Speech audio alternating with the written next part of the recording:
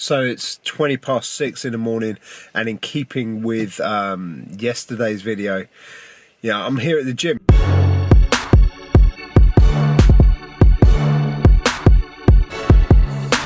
The only way that I'm going to get myself back to where I was pre-injury is with some perseverance, and it's been a difficult thing to do. You know, when I say pre-injury, you may or may not know, but a year ago, or just over a year ago, I tore all the ligaments off of my right ankle, which for someone that has been running ultra marathons for the last couple of years, was quite a tough thing to deal with, because I couldn't even walk. You know, I was on crutches. Yeah, it was just hard. And recovery from that's been hard. You know, I'd love to have just been able to get the cast off, get rid of the crutches and start running again. That's not happened. You know, I'm a year on, and the furthest I've run's been like 2.5 miles. And I'm building things back up slowly, but I'm committed to running a half marathon on the 1st of October. And you know, as hard as the training might be to get back to the point where my fitness was previously, I'm confident it's going to happen. So yeah, anyway, time to turn this camera off and actually get my ass in the gym.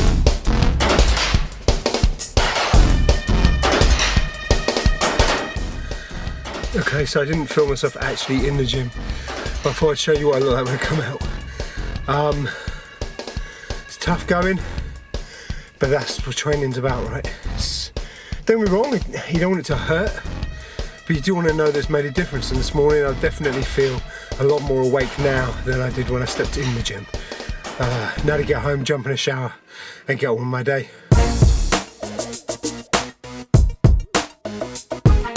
You know, I'm sitting here and I've been thinking about how hard it's been coming back from injury, and I want to talk about it a little bit more. I mean, in reality, for me, it's been a very tough year, because having gone through all of the transformation, getting my body to a point where I could use it, you know, getting myself motivated to a point where I wanted to use it, to then have that go was such a tough experience. And don't get me wrong, you know, I was lucky, because all I did was tear the ligaments off my ankle, which is still a pretty significant injury, but it could have been so much worse. You know, there are people who suffer injuries every day that are more significant than that, or who, you know, get diagnosed with illnesses that are more significant than that. So, yeah, I don't want to turn this into like some pity Neil thing, but it was still a hard thing to deal with. It is a hard thing to deal with. And recovering from it, it's taken more time than I expected. Now, I have signed up to do my first race in October. But every run I do, I'm so conscious of my ankle. And in fact, the other night I woke up in the morning, having had a dream that felt so real, it was like it actually happened. And in that dream, I was on crutches again. And I don't want to go back there. I don't want to get that injury back. So I have to listen to my body. I have to pay attention to what my body is telling me. But by the same token, I don't want to give up. You know, it'd be so easy for me to go, well, you know, Neil, you can't run anymore. You know, you've had an injury, you can't run anymore. But I know I can. I just know that it's going to take time to get my body used to running again. A bit like when I first started running, you know, back in 2012. In 2012, when I started running, I found it really, really tough to do.